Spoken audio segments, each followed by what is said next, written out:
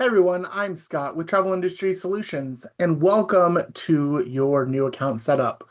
So the first time that you logged into your TIS account, it should have taken you to your agency profile, which if you need a return to that section, it would be from Manage Account and then Agency Profile.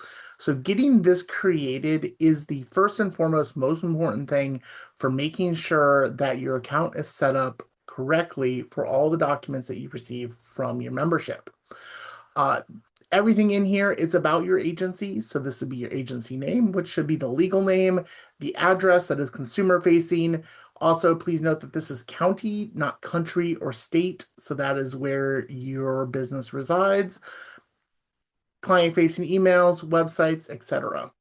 On the next page is how your business is structured. So if you're a hosted agent and that's all, you just leave that one check box checked and then you choose your host from the list.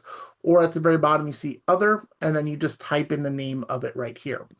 The seller of travel information below for California, Florida, and Washington are for the host agency.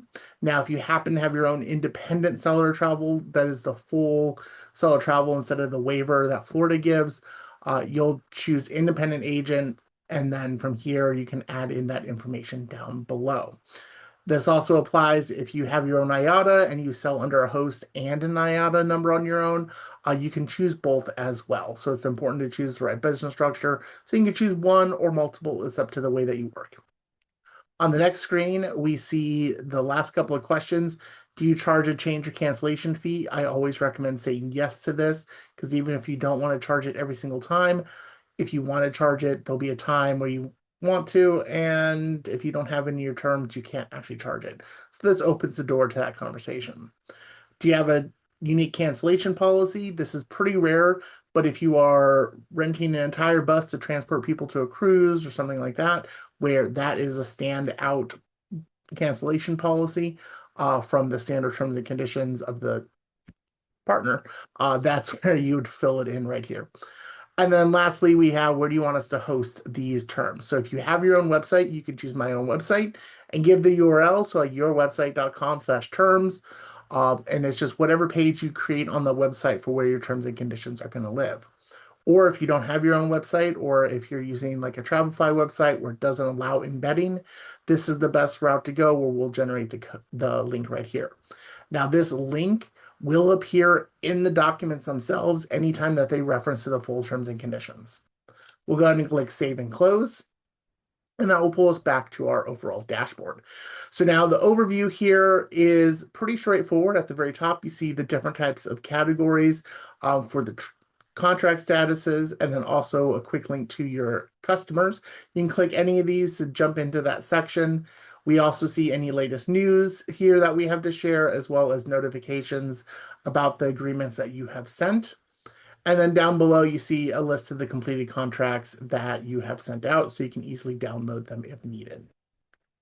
Over here on the left side, you see customers. This is where you go to add or edit any information about your customers that you're sending agreements to.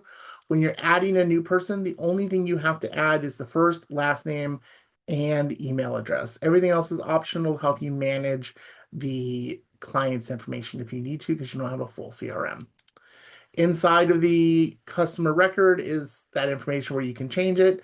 You also see the stats for the contracts that you've sent. And then down below, you see the completed contracts, pending contracts, scheduled contracts, and then any canceled contracts as well.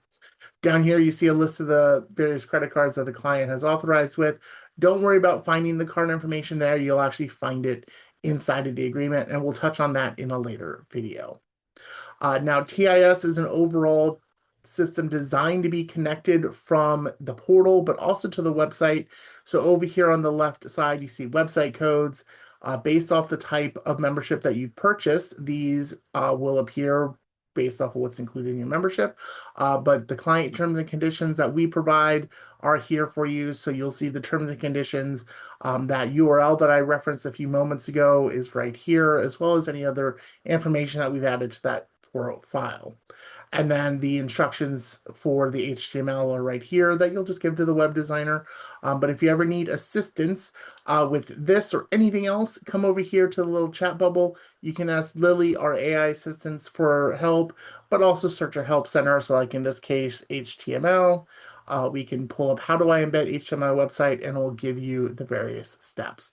So we have a lot of different articles in here for you. And you can also get to it by visiting the FAQ section down here at the bottom, where it will take you through anything that we've created in a different format, but still searchable, opposed to just going through the Lily chat box. Anyway, thanks for watching, and we'll see you in the next video.